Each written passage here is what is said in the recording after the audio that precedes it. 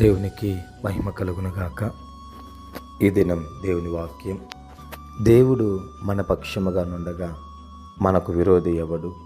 గమనించినట్లయితే గనక దేవుడు ఒక మనిషి పక్షముగా ఉంటే వాళ్ళకు ఎవరు కూడా విరోధులుగా ఉన్నప్పటికీ కూడా, విరోధంగా ఉన్నప్పటికీ కూడా వారెవరు కూడా జయించలేరు. అందుకే ఇక్కడ పౌలు అంటున్నాడు, దేవుడు మన పక్షముగా ఉండగా మనకు విరోధి ఎవడు?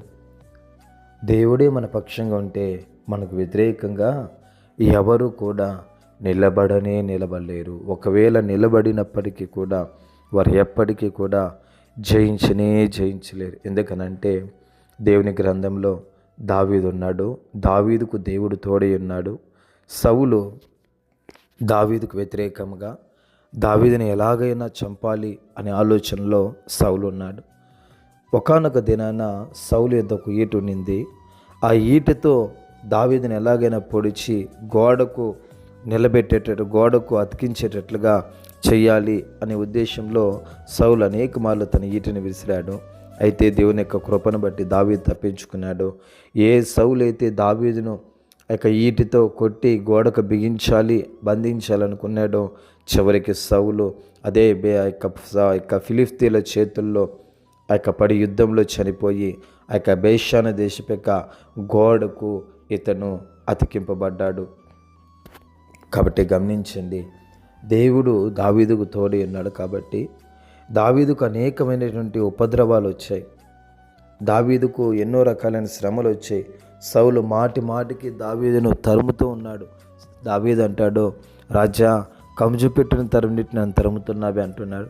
నేను చచ్చిన కుక్కను కాదా, మిన్నల్లిని కాదా, నన్ను ఎందుకు రాజా తరుగుతున్నావు? నా వల్ల నీకు ఏ కీడు ఉండదు, నా వలన ఏ అపాయం నీకు ఎంత మాత్రంలో కూడా ఉండదు అని అనేక మాటలు దావీదు పలికినప్పటికీ, సౌలును దేవుడు దావీదు చేతికి అప్పగించినప్పటికీ కూడా దావీదు అంటాడు, యెహోవా చేత అభిషేకింపబడిన వాడిని నేను ముట్టను అంటున్నాడు. కాబట్టి గమనించండి, దేవుడు దావీదుకు తోడై ఉన్నాడు.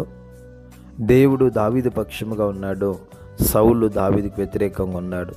అయితే ఫలితం ఏమైందో తెలుసా? సౌలు చనిపోయాడు.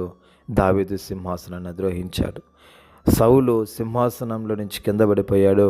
దావీదుని దేవుడు సింహాసనపైకి ఎక్కించాడు. కాబట్టి గమనించండి, నీకు విరోధంగా ఎన్ని ఆయుధాలు లేచినా కూడా, ఎంతమంది మనుషులు లేచినా కూడా దేవుని ఎదుట ఎంత మాత్రమును కూడా నిలబడలేరు.